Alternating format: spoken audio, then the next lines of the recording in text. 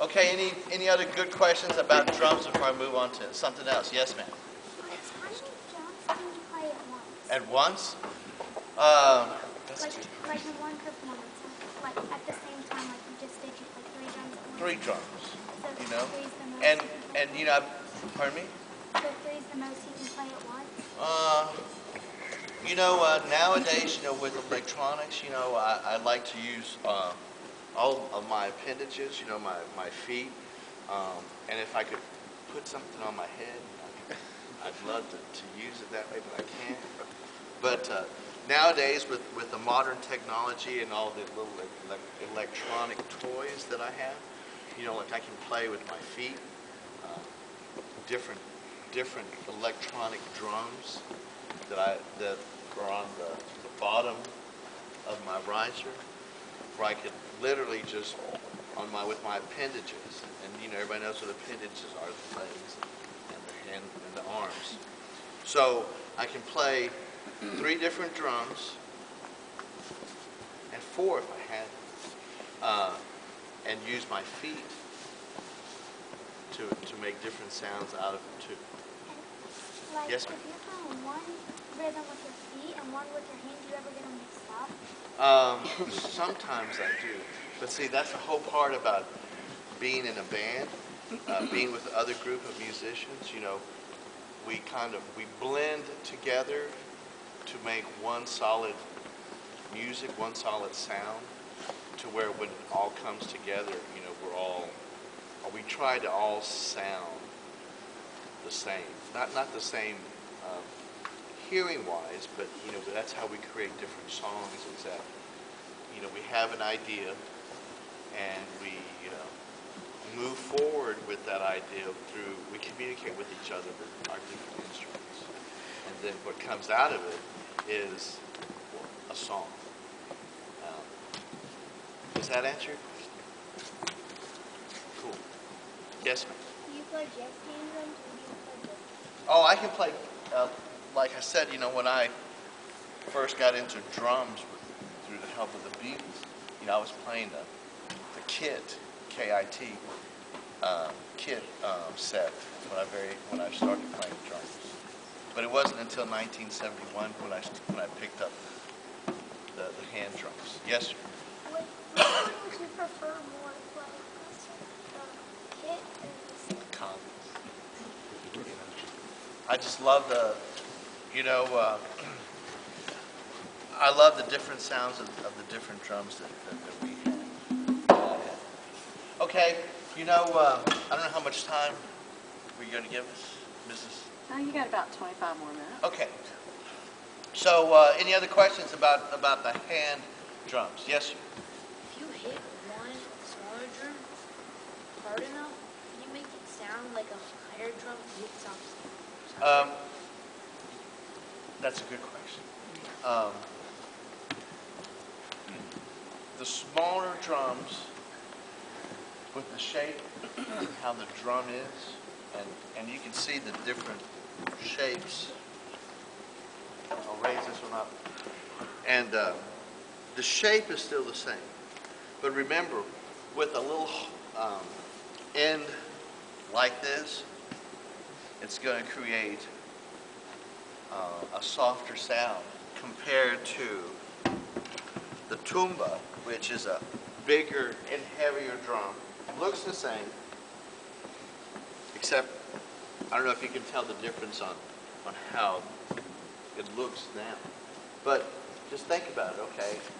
It's going to have a bigger bottom end, so it's going to have a louder sound. Thank God for the shoes. Thank you. All right? So, again, depending on how hard you attack it, that's going to create the sound.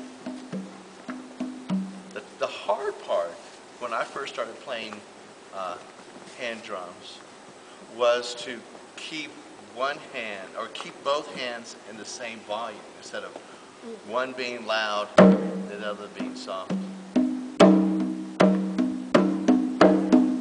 I had to teach myself to play both drums at the same volume. Does that answer your question? Awesome. Any other good ones? I like the No, questions. no more. Move on.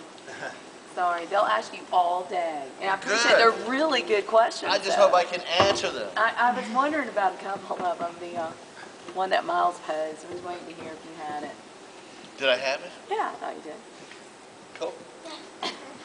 All right. Along with playing the drums, I've been very fortunate to learn the other end of the percussion family. And these are the instruments that I've acquired and that I've just learned to play over the years. And I consider them as, I call it auxiliary percussion, because they're not in the drum family. They're in the, my children like to call them noisemakers, because they make noise. And sometimes, through the help of your arms and hands, you create the sound for it, just like you do with attacking or making contact with the drum. So I'm sure you guys have seen different shakers, or you might have even made shakers at school.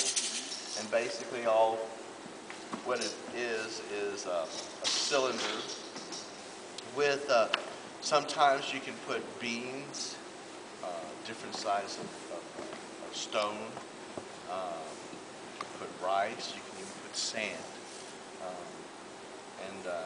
I remember my first shaker when I was smaller than you guys, was using the empty roll of your paper towel, and then putting sand in the end, and then covering both of the ends, with paper or aluminum foil, so that the sand wouldn't fall out until. But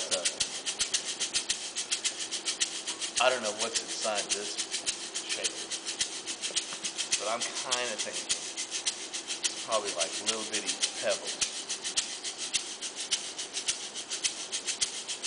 And then, just like with the drums, different size of shakers make different sounds. I'm assuming that both of these are made out of some kind of metal, but they have different sounds. I don't know what's inside this one, but here you hear the higher pitch compared to this one.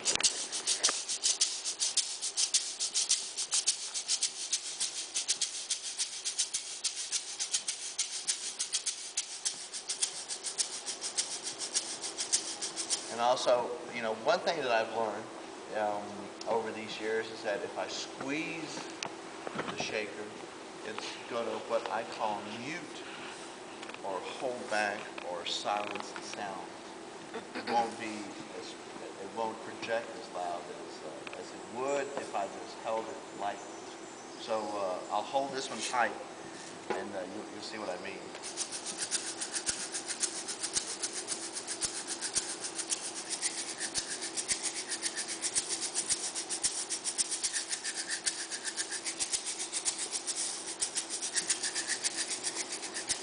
So can you hear it on how, like when I mute it, that it sounds like it has a different pitch.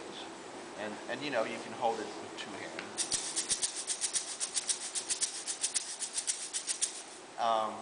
And so, different sizes of shakers have different pitches or tones. And again, you can fill them full of sand, beans, rice. And they're really easy to make, as far as the art goes. All right, and so,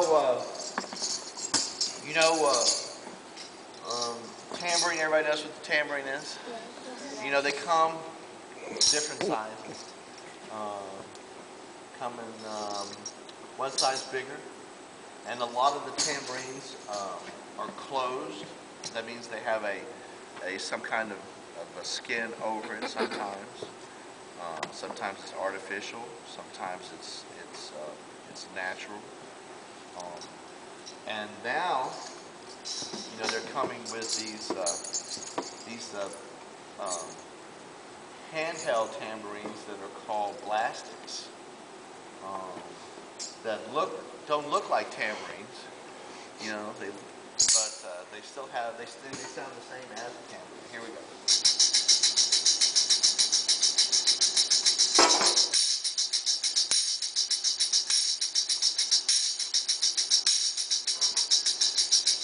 And the little jingles, are made out of metal, of course, and they're double rowed. I love playing the tambourine. That was one of the instruments that I really enjoyed playing because the tambourines, they're made out of wood, or some of them would be made out of metal, and some are made out of plastic. And they all have different pitches. All right, now the blastics here, our handheld tambourines, they're shaped a little bit different than the circuit.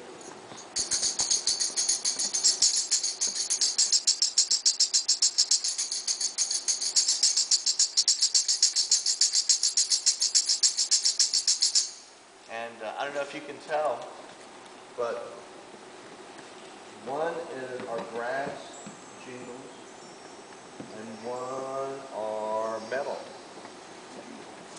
or stainless steel. Stainless. Can you see? Can y'all see back there? Yeah. Can y'all see the differences? And oddly enough, the different jingles, the ones made out of brass, have different pitches.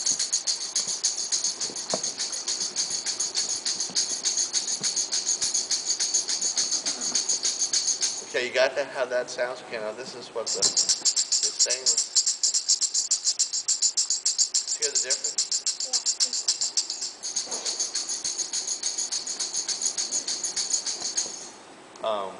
To me, some people say that's tone, but I think it's more of a pitch. The brass is a higher pitch.